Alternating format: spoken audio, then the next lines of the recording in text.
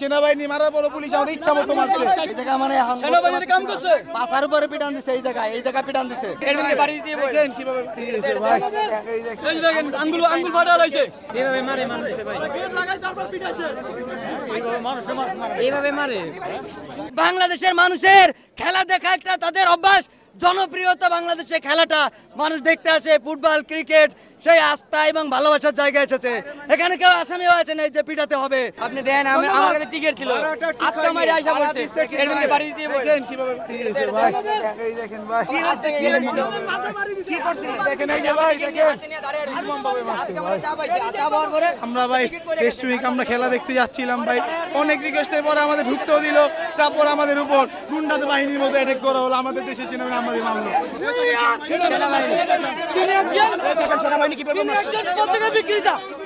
তিনি এত বড় অপরাধ করেন নাই, ওনার সাথে যে সেনাবাহিনী আচরণ করছে তিনি এত বড় অপরাধ করেন নাই। শুধু ভাই সেনাবাহিনী মারার পর পুলিশ আমাদের ইচ্ছা মতো মারছে। এই দেখুন কিভাবে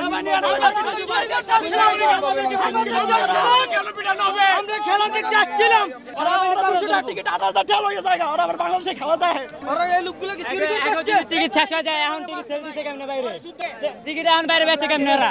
সিন্ডিকেট আমাদের টিকিট শেষ হয়ে যাওয়ার কারণে আমরা পাইনি। আমরা বাংলাদেশ আলট্রাসের সদস্য ভাই, আমাদের ফ্যান বেস অনেক বড় ফ্যান বেস ভাই। আমাদের টিকিট নাই, 100 টিকিট হাতে, আমরা তো টাকা দিয়ে টিকিট নিতে চাইছিলাম, আমাদের তো দিল না, কেন দিব না?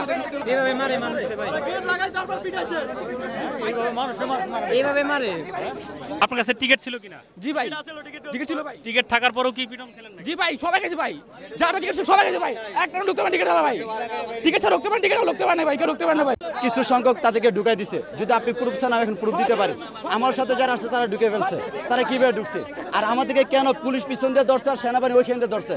পুলিশও মারছে, সেনাবাহিনীও মারছে। এখন বলেন আমরা কি এটা কি চাই? এই যে দেখেন আঙ্গুল ফাটা হইছে। আমাদেরকে আমরা দাঁড়াই রইছি, আমরা ভিতরে ঢুকিনি, সেনাবাহিনী আমাদেরকে হমানে পাই রইছে। মানুষ সেভাবে কিন্তু মানুষকে বাইরে না, কোনো অ্যালার্ট না দিয়ে এক ব্যক্তি আমাদেরকে বলতেছে যে তোমরা 16 নাম্বার গেটে যাও। আমরা তখন 15 নাম্বার গেটে অবস্থান করি।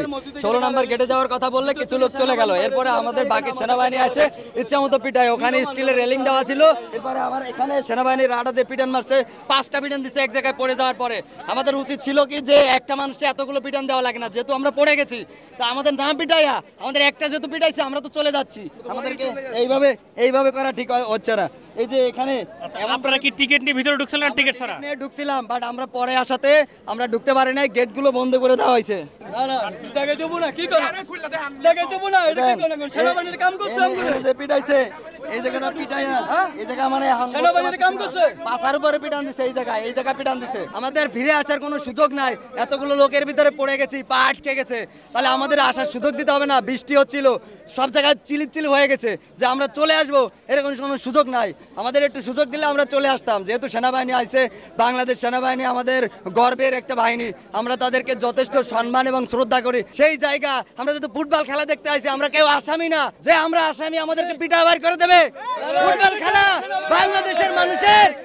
বাংলাদেশের মানুষের খেলা দেখা একটা তাদের অভ্যাস, জনপ্রিয়তা। বাংলাদেশে খেলাটা মানুষ দেখতে আসে, ফুটবল ক্রিকেট, সেই আস্থা এবং ভালোবাসার জায়গা এসেছে। এখানে কেউ আসামিও আছে না যে পিটাতে হবে। আমি এজন্য ধিক্কার এবং তীব্র নিন্দা জানাই।